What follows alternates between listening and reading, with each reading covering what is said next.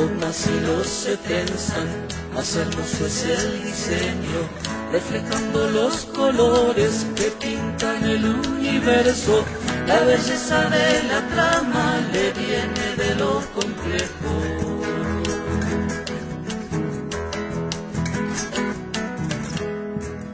Requiere mucha paciencia hacer un tejido nuevo.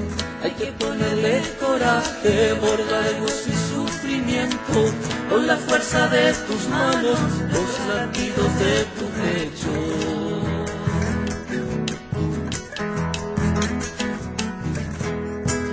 Hay que inaugurar talleres donde viva lo diverso, refugios de la esperanza, lugares de nacimiento, donde nadie quede afuera de la fiesta y del encuentro.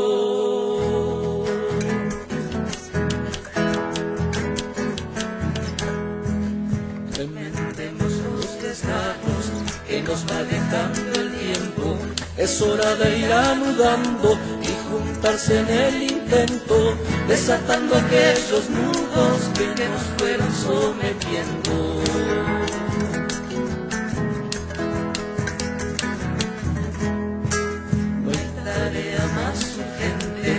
Tejer junto a mi pueblo las redes de la justicia que nos vayan sosteniendo, hilvanando la utopía con los hilos de su sueño.